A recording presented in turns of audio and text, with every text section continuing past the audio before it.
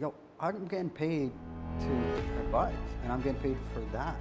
I'm not getting paid to brown nose and tell people what they want to hear and be soft and gentle with their emotions about information. I'm like, that is a violation against my entire job description, you know? I'm like, I have no problem saying things that make me sad.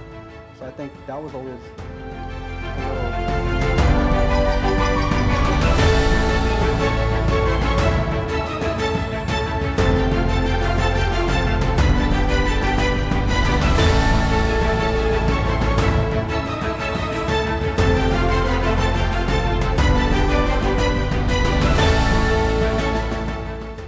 Hi everyone, welcome to another WeConnect section at Westford University College. My name is Blessing Chini and with me here is... And guys, we have a very special person in our midst today. He's none other but Omar Tom, an educator, strategic planner, and a public speaker. Oh my God, guys, this is a good section that you don't want to miss. Right.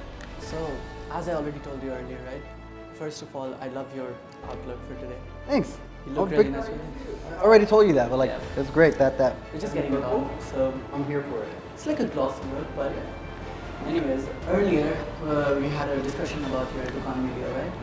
So what we're now here is that we'd like to have an insight about everything that we've done before that, right?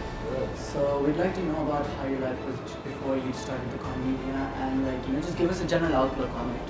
Sure. My life before that wasn't the best. I worked in one of the biggest ad agencies in the country. I mean, not actually in the region. I was a strategic planner. And being a strategist in the world of marketing is probably one of the sexiest titles to have. It's like a frat house. Like everybody wants to be a strategist. Not everybody gets in. You know, it's that kind of club. And you're seen as the smartest people in the room because you're paid for your opinion. Basically, you're a consultant.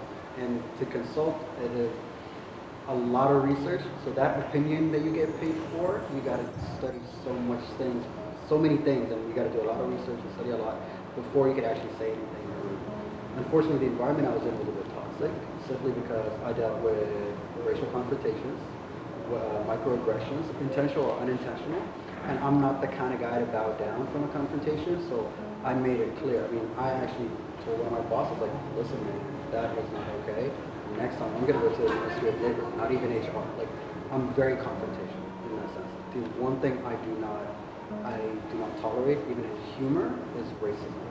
And I dealt a lot with that. So that was a problem for me. So that made it a lot tougher.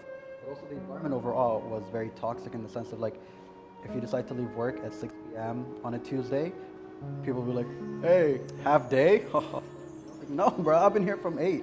You know, so I think there's that. Unfortunately, some industries have that kind of environments. And when I quit because I was done. I was fed up. But also, I made it a point that whatever I build next, I will never tolerate that. Did you feel like you were different from everyone, right? Out of everyone out there with you? Yeah, there's always something that makes you feel that kind of reminds you that you're different.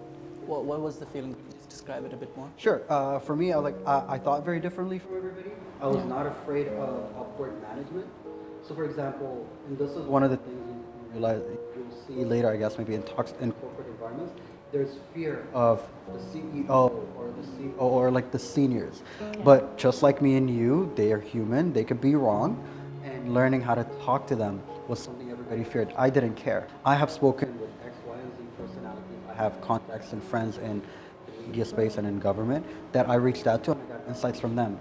To the point, for example, I knew cinemas were going to happen in Saudi in 2016, like way before the rule was made public. And I'm sorry, you know, you paid them millions, but clearly the information they gave you is not what you wanted to hear. And I thought it was fine. Client was like, okay, thank you, and we let it go.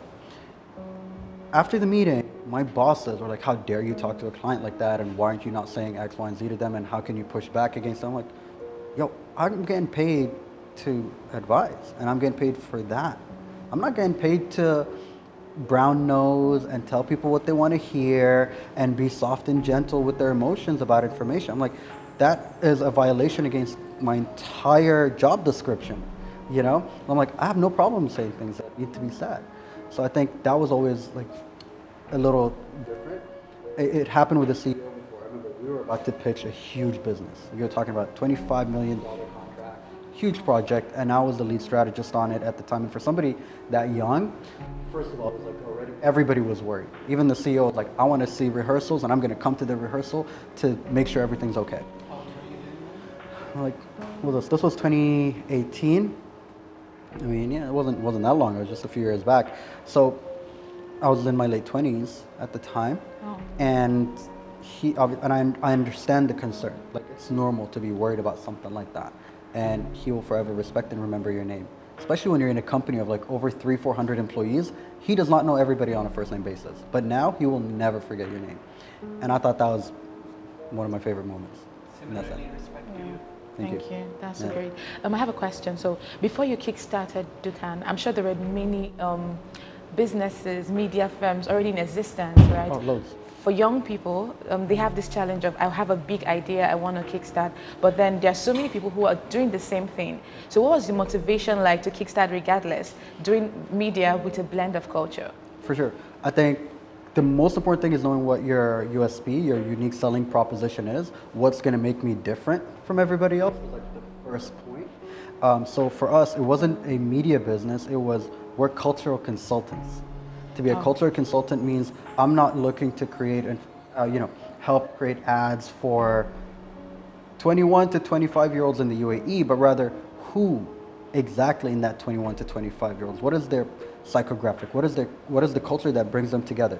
For example, one of my favorite projects that we worked on was for Converse a few years back, and Converse realized like the young kids, the cool kids are not buying it, and Converse is for skaters, right? Like skateboarders. And I'm like, okay, cool. What we did, we bought pizzas. We invited a bunch of 17-year-olds to our office. I'm like, pizzas and free drinks for everybody. Come through, right? And when we spoke to everybody, we learned that they don't like wearing Converse because that's what mom wears. Okay. And because mom wears it, that's why it's not cool. Not because we don't like the shoe, right? So now that you know that, you know how to address the problem, right? So I think that was our thing. We knew how to talk to people. One of our USPs that I'm very proud of is I can hang out with you guys at the street. We can hang out at the cricket field. We could hang out at a basketball court. We could just put on shorts and go hang out by the pool. And the next day I will put on a suit and I'll sit in a boardroom with a bunch of gray-haired old folks, and I know how to talk to them differently. And that was another thing. So your unique selling, or what makes you different, is very critical. The other thing is when there's a lot of competition in the market, it just means there's a market. That's great. Right? If there's no competition, it feels easier. But your biggest issue now is you're going to try and convince people that your idea is a good idea, that they should, come and buy your product or, use your service as a business. Whereas when there's competition, I don't have to explain a lot what I do, So that just means I got to be better than you. So good. Yeah. Okay. So how about we roll back a bit, right? When you were going to start Dukan Media, right? So how did you manage to get an investment into Dukan Media itself to get a startup, right? Now, was it through personal savings or like from a previous job? Was it from your parents or? None of the above. So I rejected my dad's investment because I learned from a young age. My dad and I are very different business people. My dad has a lot of family in the company, and I'm all for hiring family if you know how to hire family. For example, some of my dad's employees that are related to him are some of the laziest workers. I'm not okay with that. I have a very clear 2-strike rule, and I will get you, and you're out the door if you do not perform. I don't care whether we're related or not, or where you come from, or if you're a guy or a girl. I don't care what you identify as. If you perform, you will always have a place with us. If you don't, I don't feel bad about it. Maybe this was not for you. Maybe you don't like the environment, maybe you don't like the job, whatever it is, we could either try and figure it out. And if not, there's the door, and we're okay. We could be friends outside of work, no problem. My dad is not like that, right? He's very emotional. Yeah. So I learned like, okay, Dad, I do not want your investment because you getting involved in my business is you and I are gonna fight. So I was like, Dad, let's stay family. You and I, let's not work together. So that was a thing. So where my investments came from, as I was saying earlier, when I submitted my resignation, I actually had credit debt. I had a credit card to pay, and I didn't know where my money was going to come from next. But I was so done, and there's a point where you're like, I'm either going to build it now or now. Like, you kind of becomes adamant about it. And I went to the Cannes Lion Awards, and I remember I had my company name, and you have those linears with you and stuff. I turned it around, and I just wrote like the Cannes then I wrote my details on the other side. I just didn't want, I wanted to sell this. I didn't want to sell what my representatives were. And when I came back, by then Dukan Show was already the show that it is. You know, it already became a staple as a podcast. And my co-host, she owned a video production company. And her business partner took me out to dinner, and they wanted to hire me as a salesperson. And the reason was, every day at 6 o'clock, I would show up to the studios where their offices were. Whether I'm recording an episode for the show or not, I will show up. Wow. Because I was working on other things for the show. I built the website, I was figuring out logos and marketing and concept development. I was testing out sample t-shirts, and I was doing all kinds of other things to sell this show, right? And it's not just recording, that's the thing. The recording the episode is easy. Everything else around it is the added work. So when we didn't have guests, I'll show up there anyway. So she was like, look, you're always in our office. Sometimes we give you the key to lock up after us, you know, and everybody loves you. You're really cool and you're good at selling. So how about we were looking to hire a salesperson anyway. Yeah. How about we hire you?